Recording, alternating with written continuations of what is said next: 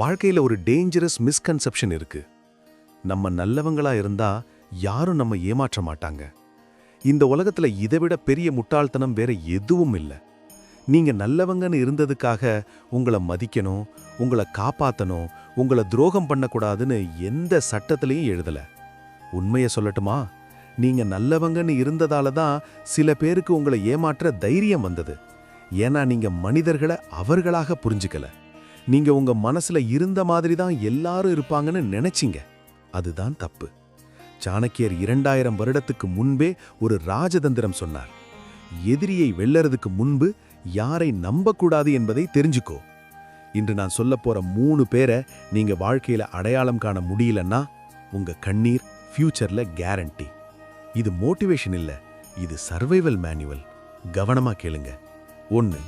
முதல் மனிதன், கோபம் கட்டுப்படுத்தாதவன்.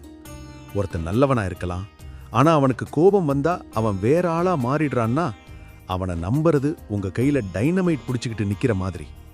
கோபத்துல மனிதன் என்ன பண்ணுவான்னு அவனுக்கே தெரியாது. நீங்க அவனிடம் ரகசியம் சொல்வீங்க. ஒரு நாள் அவன் கோபத்துல அதையே ஆயுதமா யூஸ் பண்ணுவான். நீங்க அவனிடம் பலவீனம் காட்டுவீங்க. ஒரு நாள் அதையே உங்களை தகர்க்க யூஸ் பண்ணுவான். சாணக்கியர் சொல்றார், கோபம் உள்ளவன் அறிவு இல்லாதவன்.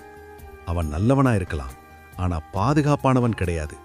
உங்க வாழ்க்கை அவன் மூட் ஸ்விங் மேல டிபெண்ட் ஆகக்கூடாது. 2. இரண்டாவது மனிதன் அதிகமாக புகழ்பவன். இந்த மனிதன் டேஞ்சரஸ். உங்க அருகில் எப்பவும் இருப்பான். உங்க ஒவ்வொரு வார்த்தையும் அக்ரி பண்ணுவான். நீங்க தான் கரெக்ட், நீங்க தான் பெஸ்ட், உங்க டிசிஷன் சூப்பர். இந்த மாதிரி பேசுறவன் உங்க வளர்ச்சிக்கு நண்பன் இல்ல, அவன் உங்க ஈகோக்கு நண்பன். சாணக்கியர் சொல்றார், அதிகமாக புகழ்பவன் உள்ளுக்குள் வேறு நோக்கம் வைத்திருப்பான். உண்மையான நண்பன் உங்க தப்ப சொல்வான். பொய்யான நண்பன் உங்க தப்ப சப்போர்ட் பண்ணுவான். ஏன் தெரியுமா? நீங்க வீழ்ந்தா அவன் மட்டும் சேஃபா இருக்கணும். அதனால உங்களை பிளைண்டா வச்சிருப்பான். புகழ்ச்சி என்பது ஸ்லோ பாய்சன். 3. மூன்றாவது மனிதன் ரகசியம் காக்க தெரியாதவன். இந்த மனிதன் சிம்பிள். அவன் உங்க விஷயத்தை மற்றவர்களிடம் பேசுவான். சும்மா தான் சொன்னேன், கேஷுவலா தான் பேசினேன்னு ஜஸ்டிஃபிகேஷன் கொடுப்பான். ஆனா ஒரு விஷயம் புரிஞ்சுக்கோங்க, உங்க ரகசியத்தை ப்ரொடெக்ட் பண்ண முடியாதவன் உங்க வாழ்க்கையை ப்ரொடெக்ட் பண்ண முடியாது. சாணக்கியர் சொல்றார், ரகசியம் காக்க முடியாதவனை அரசன் கூட அருகில் வைக்கக்கூடாது. நீங்க உங்க பலவீனம் அவனிடம் சொன்னீங்கன்னா ஒரு நாள் அது பப்ளிக் ஸ்டேஜில் டாபிக் ஆகும். இந்த 3 பேரும் உங்க வாழ்க்கையில இருக்கலாம். அவர்கள் வெளிப்படையான எதிரி இல்லை, அவர்கள் ஃப்ரெண்ட்லி.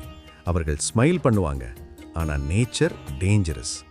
பாம்பு விஷமில்லாததா இருந்தாலும் சீர வேண்டிய இடத்துல சீரணும், இல்லனா ஊரே அடிச்சு கொன்னுடும். நீங்க எல்லாரையும் ட்ரஸ்ட் பண்ற அளவுக்கு வேர்ல்ட் இன்னசென்ட் இல்ல. ட்ரஸ்ட் என்பது இஎம்ஐ மாதிரி கொடுக்கணும், ஃபுல் அட்வான்ஸ் இல்ல. கோபம் உடையவனிடம் எல்லை வையுங்கள், புகழ்பவனை டிஸ்டன்ஸ்ல வையுங்கள். ரகசியம் காக்காதவனிடம் சர்ஃபேஸ் லெவல்ல தான் இருங்க. உங்க சர்க்கிள் ஸ்மாலா இருந்தாலும் பரவாயில்லை, ஆனா சேஃபாக இருக்கணும். உங்க வாழ்க்கையை டிஸ்ட்ராய் பண்றது எதிரிகள் இல்ல, தவறான நண்பர்கள். நம்பிக்கை தவறான கையில் போடால்தான் வாழ்க்கை சிதறும்.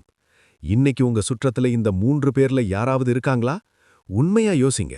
நீங்க சேஃபா இருக்கீங்களா? கமெண்ட்ல எழுதுங்க. நான் இனிமே யாரையும் கண்மூடி நம்ப மாட்டேன். அடுத்த வீடியோல சாணக்கியர் சொன்ன இன்னொரு ராஜதந்திரத்தோட வர்றேன். அது வரைக்கும் கவனமாயிருங்க, அறிவோட நடங்க, ஜெயிச்சிட்டே இருங்க.